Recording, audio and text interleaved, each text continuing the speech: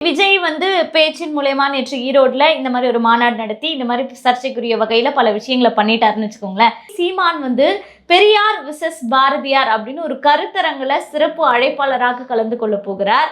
மீண்டும் களத்தில் இறங்கி அடிக்க தொடங்கி விட்டார் அப்படின்னும் போது என்ன மாதிரியான ஒரு தாக்கத்தை மக்கள் மத்தியில உண்டாக்க போகுது சார் இது? நீங்க பாரதியார் பாட்டுன்னு சொன்னோன்னா உனக்கு ஞாபகம் வருது. நெஞ்சில் உரமும் இன்றி நேர்மை திறமும் இன்றி வஞ்சனை சொல்வார் அடி கிளியே வாய்ச்சொல்லில் வீரர் அடின்னு சொன்னார். அவர் எப்படி விஜயை பற்றி அன்றைக்கே தெரிஞ்சதுன்னு தெரியல பாரதியாருக்கு. வாய்ச்சொல்லில் வீரர் அடி, வெறும் பில்டப்.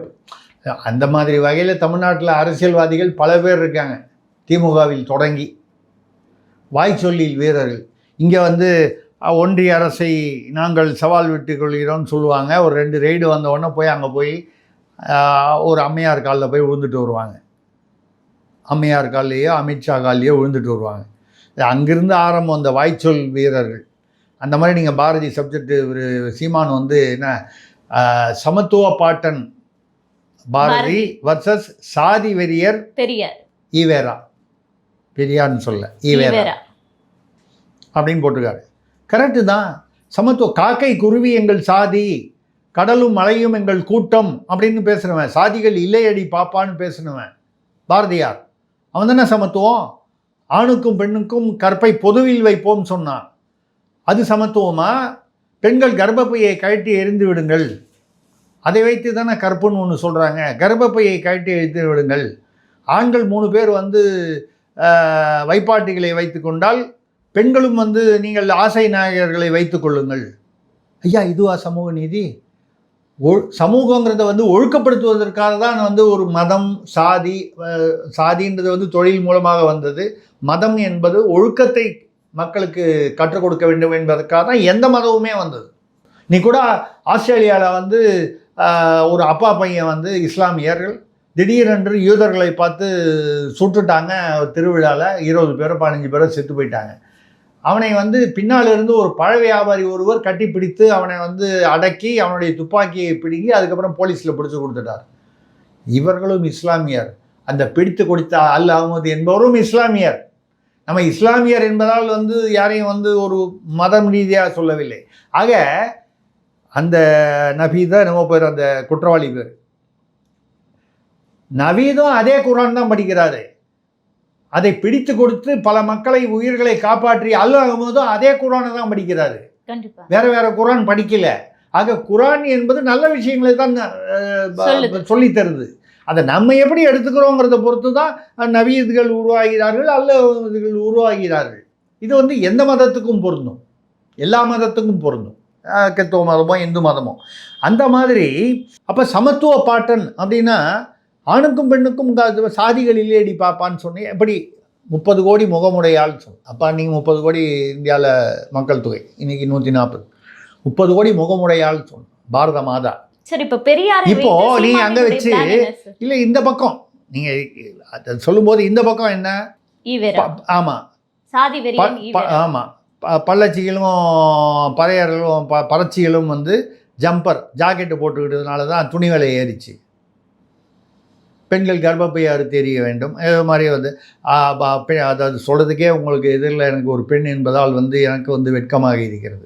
எழுதிய பெரியாருக்கு அப்படியெல்லாம் இல்லை. ஒரு ஆணுக்கு காம உணர்ச்சி வந்தால் பெற்ற அன்னையுடனோ தான் பெற்ற மகளுடனோ உடல் புணர்வு செய்யலாம். என்ன கன்றாவியாது? மனித நாகரிகத்திலேயே வந்து இல்லை, விலங்குகள் கூட செய்யாது. கண்டிப்பாக சார். 5 அறிவுள்ள விலங்குகள் கூட பெற்ற தாயுடன் புணர்வு என்பது கிடையாது. ஒரு விலங்குக்கு உள்ள அறிவை விட வந்து மோசமாகவா மனிதனை படைத்து விட்டு அப்படி ஒரு சமுதாயத்தை கெடுப்பவரை போய் பெரியார்னு சொல்றீங்க? அதைத்தான் கேட்குறாரு சீமானு. இப்படிப்பட்ட ஏதுனவர் தான் வந்து நீங்க பெரியார்னு சொல்றீங்களான்னு, சாதி வெறின்னு. எங்க போனாலும் தன்னுடைய பெயரை வந்து குடியரசு பத்திரிகையில் விடுதலை பத்திரிகையில் போடும்போது என்ன எழுதுறீங்க? ஈவே ராமசாமி நாயக்கர்னு எழுதுறீங்க.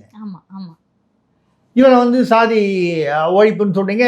அவர் இப்போ துணை முதல்வர் வந்து மேடையில் பேசும்போது புதிய திராவிட கழகம்னு அவர் ராஜ் கவுண்டர்னு ஒரு 19 தடவை பேசுகிறாரு 25 நிமிஷத்தில். நீங்கள் தான் சாதியை ஒழிக்க போகிறீங்களா? இதுதான் பெரியார் சொல்லி கொடுத்த சாதி ஒழி. அவர் முதல்ல சாதி எங்கே ஒழிச்சாரு, அதுக்கப்புறம் அதை பார்த்துட்டு நீங்கள் ஒழிக்கிறதுக்கு. அப்போது எங்கள் சமத்துவ பாட்டன் பாரதி என்பது உண்மை. அவர் சமத்துவம் பேசினார். ஒரு தலித் இளைஞனுக்கு கனகலிங்கம் என்ற ஒரு இளைஞனை அழைத்து அவனுக்கு பூணூல் உபநயனம் என்று சொல்லக்கூடிய அந்த பூணூல் அணிவித்தார். எதுக்காக அணிவித்தார்? அவனை பிராமணன் ஆக்குவதற்காக அல்ல. ஜாதி மாற முடியாது, மதம் மாறலாம், ஜாதி மாற முடியாது. ஆனால் ஏன் போட்டார் என்றால், பூணூல் என்பது ஒரு ஜாதிக்கான அடையாளம் அல்ல, அது அறிவு கல்வியின் அடையாளம். அதன் அடையாளமாக அவனுக்கு அணிவித்தேன். இப்போ யார் வேண்டுமானாலும் பிராமணர்களாகலாம், பிறப்பால் மட்டுமல்ல, அறிவால், கல்வியால். எத்தனை சொன்னார்? அம்பேத்கர் சட்ட மேதைன்னு சொல்கிறோம், எழுதினார்.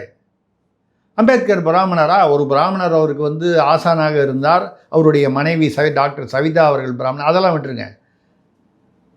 அம்பேத்கர் கல்வி கற்றார்.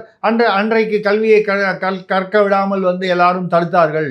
ஒரு சில ஜாதியினர் தலித்துகளை தடுத்தார்கள், எங்களை வஞ்சித்தார்கள். அம்பேத்கர் எப்படி உருவானார்? நான் சொல்வது என்னவென்றால், இந்த சாதியை வைத்து, இந்த சாதி பிரிவுகளை வைத்து திராவிடம் என்பது மக்களை ஒருவருக்கொருவர் சேர்ந்து விடாமல் பிரித்து விட்டது. இதை பெரியார் நன்றாகவே செய்தார். பார்ப்பானை மலம் என்று சொன்னால் முஸ்லிமை அழைத்து சாக்கடை அவனை அழைத்து வந்தாய். அப்போ சிறுபான்மையினரும் திட்டுறாரு, தாழ்த்தப்பட்டவனையும் திட்டுறாரு, உயர் சாதியினரையும் திட்டுறாரு. தமிழ்னு சொன்னால் சனியேங்கிறாரு, தமிழன் காட்டு முராண்டிங்கிறார். இவர் நான் கன்னடன் என்கிறார். இவரை கொண்டு போய் தமிழ் பெரியாருங்கிறீங்க. இதைத்தான் அவர் கேட்குறாரு, சாதி வெறியர்னு. இதுதான் ஒன்று. இதுக்கப்புறம் அடுத்தது ஒன்று வச்சிருக்காரு, பெரியாரை போற்றுவோம். ஜனவரி 3 ஈவேராவை போற்றுவோம்னு அர்த்தம் எடுத்துக்காதீங்க.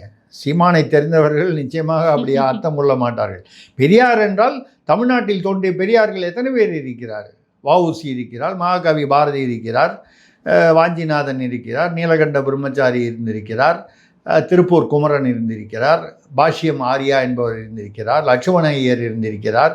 வெவ்வேறு சாதிகளில் ராமசாமி முதலியார், லட்சுமணசாமி முதலியார் என்று இருந்திருக்கிறார்கள். இப்படி முத்துராமலிங்க தேவர் இருந்திருக்கிறார், தீரன் அழகுமுத்துக்கோன் இருக்கிறார், தீரன் சின்னமலை இருந்திருக்கிறார், இமானுவேல் சேகரன், இப்படி அவர்கள் பிறந்த வேலு நாச்சியார் இருந்திருக்கிறார். இத்தனை பேர்கள் இருந்திருக்கிறார்கள். இவங்களெல்லாம் விட்டுட்டு இவரை போய் பெரியார்னு சொல்கிறீங்களே, இவங்கெல்லாம் பெரியார் இல்லையா? வாஞ்சிநாதன் உயிரை பணயம் வைத்து பண்ணவர். இப்படியெல்லாம் இருக்கக்கூடிய பெரியார்களை விட்டு, அதே மாதிரி இந்து மத நூல்கள், தமிழ் நூல்கள் எடுத்தோன்னா சைவ நூல்களில் நாயன்மார்கள் 63 பேர் இருக்காங்க. 63 பேரும் ஒரே ஜாதியா? இல்லை. அதில் குறிப்பிட்ட உயர் சாதிங்கிறது 4-5 பேர் தான், பாக்கி எல்லாரும் வேறு வேறு சாதி. தலித்துகள் உட்பட இருக்காங்க. ஆழ்வார்கள் 12 பேர்லேயும் தலித்துகள் என்று சொல்லக்கூடும் பட்டியல் இனத்தவர்கள் இருக்கிறார்கள். இவர்களெல்லாம் நூல்கள் மூலமாக என்ன நூல், அந்த நூல் என்ன, பக்தி இலக்கியங்கள் மூலமாக என்ன சொல்லிக் கொடுத்தாங்க? ஒழுக்கத்தை சொல்லிக் கொடுத்தார்கள், கட்டுப்பாட்டை சொல்லிக் கொடுத்தார்கள். அதுதான் பக்தி. சாமியை பார்த்து பயப்படணும், நீ தப்பு செய்யக்கூடாது, தப்பு செஞ்சால் கடவுள் தண்டிப்பாருன்னு சொல்லுது எது? ஒரு நல்ல சமுதாயம், குற்றமற்ற சமுதாயம் உருவாக வேண்டும் என்பதற்காக அந்த பக்தியை வைத்தார்கள், பக்தி மார்க்கத்தை வைத்தார்கள். இவர்களெல்லாம் பெரியார் இல்லையா? இப்போ இவங்களெல்லாம் பெரியார்னு சொல்லாமல் மாப்போசி எடுத்துங்க. மாப்போசி இல்லைன்னா தமிழ்நாட்டில் பல பகுதிகள் இன்று இணைந்திருக்காது. சங்கரலிங்கனார் என்ற ஒருவர் 79 நாள் உண்ணாவிரதம் இருந்து உயிர் விடலான்னா தமிழ்நாடுன்ற பேர் இருந்திருக்காது. கேட்டால் அண்ணாதுரை தான் தமிழ்நாடுன்னு பேர் வச்சாருன்னு கதை சொல்லிக்கிட்டு இருக்காங்க. அதுக்கு சட்டம் இயற்றது ராஜாஜி. உயிர் விட்டது சங்கரலிங்கனார், அவர் இன்னும் கூட 2 பேர். ஆனால் அதை சட்டமன்றத்தில் அறிவித்தவர் அண்ணாதுரை என்பதால் அறிஞர் அண்ணா தான் தமிழ்நாடு என்று பெயர் வைத்தார்னு. அதற்கு 10 வருஷத்துக்கு முன்னால் தமிழ்நாட்டில் எங்கெங்கெல்லாம் பள்ளிக்கூடம் ஆரம்பிச்சிருக்கோ பாருங்கள். கு காமராசர் அவர்கள் முதலமைச்சர் தமிழ்நாடுன்னு இருக்குது. எப்போது? சட்டமன்றத்தில் இவர் அறிவிக்கிறதுக்கு 10 வருஷத்துக்கு முன்னால். அப்போ தமிழ்நாடுங்கிற செந்தமிழ்நாடுன்னும் போதினிலே என்ப தேன் பாயுது காதி நிலைன்னு எழுதினார். கண்டிப்பாக பாரதியார். சுதந்திரம்லாம் வரதுக்கு முன்னாலே செத்து போயிட்டார் அவர். இப்போ தமிழ்நாடுன்னு இவங்களாம் என்னமோ கொலம்பஸ் அமெரிக்காவை கண்டுபிடிச்சதே தப்பு. அதை கண்டுபிடிச்சி இந்தியான்னு ஒன்று வந்தால் அப்புறம் தான் அமெரிக்கோ வெஸ்புக்கின்னு ஒருத்தர் போய் தான் அது பேர் அமெரிக்கான்னு அப்புறம் பேர் மாறிச்சு. அது மாதிரி தமிழ்நாடு என்று பெயர் அவர் தான் வந்து வைத்தார், அவர் தான் தமிழ்நாடு மதராஸை தமிழ்நாடு ஆக்கியவர் அண்ணாதுரைன்னு எல்லாம் வாயை திறந்தா போய் இவங்க எப்படி பெரியார் ஆவாங்க? பொய்யும் புழுமா அன்றிலிருந்து இன்று வரை பொய்யும் புனைவும் சுருட்டு இந்த புனை சுருட்டும் வந்து சொல்லக்கூடிய இந்த திராவிடம் என்று சொல்லக்கூடிய இந்த ஏமாற்றுக்காரர்கள், இவர்களில் யாருமே பெரியார் இல்லை. பெரியார் என்பவர் நம்மிலும் பெரியவர்கள். சிந்தனையில், பணத்தில் இல்லை, குணத்தில், சிந்தனையில், கொள்கையில், கோட்பாட்டில், நடத்தையில், நடவடிக்கையில், செயல்பாட்டில், இத்தனை ஒழுக்கத்தில், இத்தனையிலும் இருக்கக்கூடியவர்கள் தான் நம்மை விட பெரியார்கள் என்று சொல்லுவோம். வயதில் பெரியவர்களை அது தனி. அப்போ யார் உண்மையான பெரியார்கள்? உண்மையான பெரியார்கள் அவ்வளவு பேரையும் மறக்க செய்துவிட்டு, அவர்களை மறைத்து விட்டு, அவர்களுடைய புகழையும் பெயரையும் மறைத்து விட்டு, யாரோ ஒருவர் எதையோ பேசிக்கிட்டு போனார். ஆலய நுழைவு போராட்டம் தமிழ்நாட்டில் நடந்துச்சே, யார் நடத்துனாங்க? முத்துராமலிங்க தேவரும் வைத்தியநாத ஐயரும் நடத்துனாங்க. மதுரையில் நாகர்கோவிலையும் நடந்துச்சு. பெரியாரங்க எங்கேயாவது வந்தாரா? அந்த பக்கமாக கூட வந்தாரா? வைக்கத்தை ஆலய நுழைவு போராட்டம் அங்கே கேரளாவில் போனபோது போனார். 1 வருஷம் நடந்துச்சு. அதில் 2 நாள் போனார். வைக்கம் வீரர்னு போட்டு அவருக்கு வந்து நீங்கள் வந்து பட்டம் கொடுத்துட்டீங்க. பாக்கி 363 நாளில் வந்து போராடினவங்களாம் நிறைய பேர் அங்கே உள்ளவங்க அங்கெல்லாம் இருந்தாங்க. அப்போ நீங்கள் ஆலய நுழைவு போராட்டம், அது ஆலய நுழைவு போராட்டத்தை வந்து நீங்கள் வந்து சட்டமாக்கியது யார்? ராஜாஜி. நீங்கள் ஏதோ ஒரு உயர் சாதின்னு சொல்லி திட்டுறீங்களே, அந்த உயர் சாதியை சேர்ந்தவர் அவர் தான் வந்து தலித்துகள், தாழ்த்தப்பட்டவர்கள் எந்த சாதியாக இருந்தாலும் எந்த ஆலயத்துக்குள்ளேயும் உள்ள விடணும்னு சட்டம். இவர்களெல்லாம் பெரியார்கள். நான் சாதியை வைத்து சொல்லவில்லை, மதத்தை வைத்து சொல்லவில்லை. அவர்களுடைய கொள்கை, கோட்பாடு, அவர்கள் நடைமுறைப்படுத்திய செயல்பாடுகளை வைத்து சொல்கிறேன். கண்டிப்பா சார். இப்போ சீமான் வந்து பெரியாரை வைத்து சொல்லக்கூடிய ஒரு பிளான் என்ன சார்? என்ன பண்ண போறாரு? எந்த பெரியாரை வைத்து? அதாவது எதிர்க்கக்கூடிய பெரியாரை வைத்து என்ன பிளான் பண்றாரு? அப்ப பெரியார்னு சொல்லாதீங்க, ஈவேரான்னு சொல்லுங்க. ஈவேரா. சரி, ஈவேராவை வைத்து, அதாவது ஈவேராவின் அவருடைய உண்மையான சொரூபத்தை தோலுரித்து காட்டி கொண்டு வருகிறார். தொடர்ந்து அதையே தான் செய்கிறார். சரி, இதை ஒன்றும் இல்லாம ஆக்கிட்டா திராவிட கட்சிகளுக்கு இல்லைங்க, திராவிட கட்சிகள் வந்து தங்கள் மீது போர்த்தி கொண்டிருக்கும் கருப்பு போர்வை தான் ஈவேரா பெரியார் என்கிற போர்வை. அந்த போர்வைக்கு 1% கூட தமிழ்நாட்டில் வாக்கு வங்கி கிடையாது. இன்னைக்கு கடவுள் நம்பிக்கை இருக்கிறவன், கடவுள் நம்பிக்கை இல்லாதவன் தமிழ்நாட்டில் எத்தனை சதவீதம்?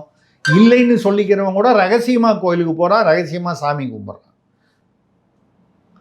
அப்படி சொல்கிற ஆசிரியர் கூட தாலியை பெண்கள் தூக்கி எறியணும், அறுத்து எறியணும்னு சொல்கிறவர், அவர் வீட்டில் அவர் மருமகள், அவர் மனைவி, அவங்கெல்லாம் வந்து தாலி கட்டிட்டு தான் இருக்காங்க. அவர் எங்கள் வீட்டுக்கிட்ட தான் இருக்கார். அடிக்கடி வாக்கிங் போகும்போது பார்ப்பேன், அவரையும் அவங்க வீட்லேயும். நானும் ஒருத்தரையும் பார்ப்பேன், தாலியை காட்டியிருக்காங்களான்னு. நல்லா இருக்கட்டும், 100 வயது இருக்கட்டும், அவர்கள் சுமங்கலியாக இருக்கட்டும், வாழ்த்துகிறேன். ஆனால் அப்படி ஒரு போர்வையை போர்த்தி கொண்டார்கள். இந்த போர்வையை விலக்கி திராவிடத்தை நிர்வாணப்படுத்துவதற்காக காத்திருக்கிறார். அதை செய்து கொண்டிருக்கிறார் சீமான். கண்டிப்பாக சார். நடப்பு கால அரசியல் குறித்து பல்வேறு தகவல்களை பகிர்ந்துக்கிட்டீங்க. தொடர்ந்து நம்ம பேசுவோம் சார். நன்றி, வணக்கம்.